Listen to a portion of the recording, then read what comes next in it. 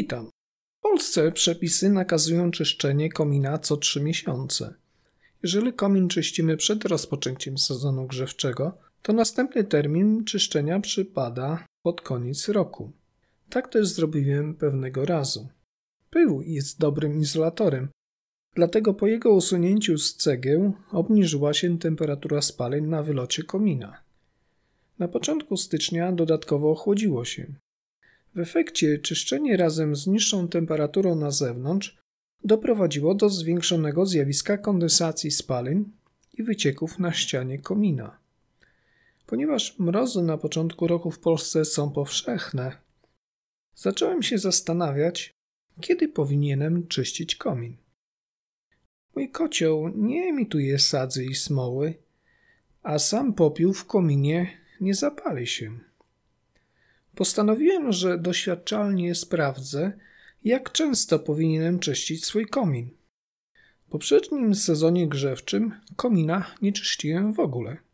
Po zakończonym sezonie przy użyciu kamery i wykonanej dla niej obudowy dokonałem inspekcji komina. Widzicie teraz stan tego komina. Jak można zauważyć, w górnej części, tak do około 4 metry od wylotu komina, grubość osadu jest znikoma.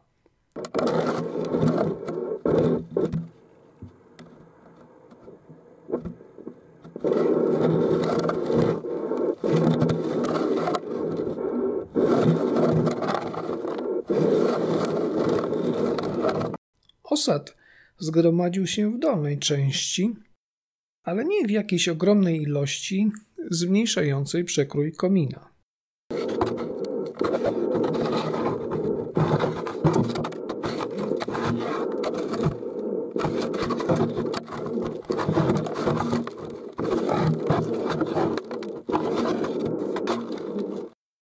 Po inspekcji komin wyczyściłem.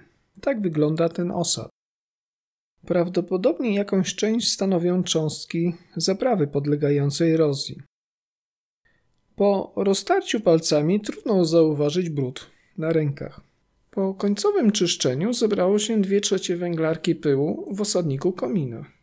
A objętość osadu ustaliłem mnożąc wysokość, długość i szerokość węglarki. Następnie wartość tę podzieliłem przez powierzchnię ścian wewnętrznych kanału komina do wysokości 6 metrów. W ten sposób obliczyłem średnią grubość pyłu na wewnętrznych ścianach pionowych kanału dymowego po całym sezonie grzewczym na 2 mm. W tym samym okresie na pionowym wymienniku kotła gromadzi się około 20 mm pyłu. Zatem na ścianach pionowych komina osadza się 1/10 tego, co na wymienniku kotła. W moim przypadku wystarczy jednorazowe czyszczenie kanału pionowego komina po sezonie grzewczym. Nie oznacza to, że w przypadku innych kominów ilość gromadzonego osadu będzie taka sama. Podejrzewam, że wpływ na to będzie miał rodzaj i ilość spalanego paliwa, sposób rozpalania i czystość spalania, a także przekrój komina.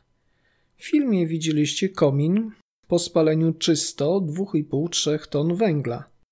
Gdybym spalał go drugie tyle, osadu na ścianach w kominie byłoby 2 razy więcej. Warto podkreślić też, że czysty komin od góry nie oznacza, że jest on taki sam w dolnej części. Komin jest przedłużeniem wymiennika kotła. Jeżeli na wymienniku kotła gromadzi się sadza i smoła, to będą one też osadzać się w kanale kominowym. W takiej sytuacji należy szczególnie pamiętać o czyszczeniu, aby nie doświadczyć pożaru sadzy we własnym kominie. Mój znajomy wydał 5000 zł na remont rozszczelnionego komina po takim zdarzeniu. Jestem Sylwestro, zapraszam do polubienia filmu i podzielenia się własnymi przemyśleniami w komentarzach. Zapraszam do subskrybowania mojego kanału i oglądania innych filmów. Dziękuję wszystkim za uwagę.